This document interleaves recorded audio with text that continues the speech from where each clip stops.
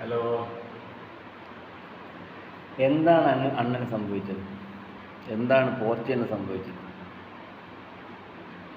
ഒരു ലെജൻഡ് പ്ലെയറിനെ കൊണ്ടുവച്ച് ആകെ നാറ്റിക്കുക.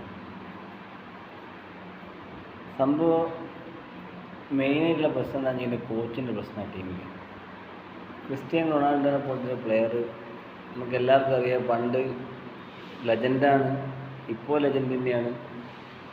പക്ഷെ പ്രായമായി. അപ്പം അതിനനുസരിച്ച് കളിപ്പിക്കാനുള്ളൊരു ഇത് കോച്ചിനുണ്ടാകും. അല്ലാണ്ട് അയാളുടെ പേര് മൂപ്പറേനെ പോക്കുക. നമ്മളെല്ലാവരും ഇന്നലെ കളി കണ്ടിട്ട് ആകെ സങ്കടമായി പോയി. 90 മിനിറ്റ് കളിച്ചിട്ട് ഒരു ഒരു അനങ്ങയും കൂടി പറ്റിയില്ല. അപ്പോൾ എന്താ ചെയ്യേണ്ടത് വെച്ചിട്ടുണ്ടെങ്കിൽ അണ്ണനെ എപ്പോൾ ഒരു ഹാഫ് ടൈമിന് ശേഷം ഒരു സബ്ബായിട്ട് ഇറക്കുന്നതായിരിക്കും ഏറ്റവും നല്ലത്. അണ്ണൻ തന്നെ അത് മനസ്സിലാക്കി ചെയ്യണം.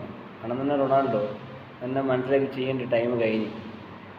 മൂപ്പറായി ഒരു ടീമിനിപ്പോൾ സ്പിരിറ്റ് കൊടുത്ത് സെക്കൻഡ് ഹാഫിൽ സബ്ബായിട്ട് ഇറങ്ങി ഗോളടിച്ച് അതൊക്കെയാണ് നല്ലത്. അല്ലാണ്ട് മൂപ്പർക്ക് ആകുന്നില്ല. നമ്മൾ സത്യം നമ്മളായാലും ഫാൻസായാലും ആരായാലും മനസ്സിലാക്കേണ്ട ഒരു കാര്യമാണ്. ഇനി കോച്ചിനെ എവിടുന്ന് കിട്ടിയ ബെൽജിയത്തിൻ്റെ പഴയ കോച്ചത്, ഒന്നിനും കൊള്ളാത്തൊരു കോച്ച്. ഇത്രയും നല്ല പ്ലേയേഴ്സിനെ കിട്ടിയിട്ട് എങ്ങനെ ജയിപ്പിക്കണം, എന്താ ചെയ്യിക്കണം ഒന്നും അറിയാത്തൊരു കോച്ച്. അടുത്ത കളി നമുക്ക് നോക്കാം. ക്രിസ്ത്യാനോ റൊണാൾഡോ എന്ന ലെജൻഡ് ഫസ്റ്റ് ഹാഫിൽ ഇറങ്ങാത്തതാണ് അത്രയും നല്ലത്.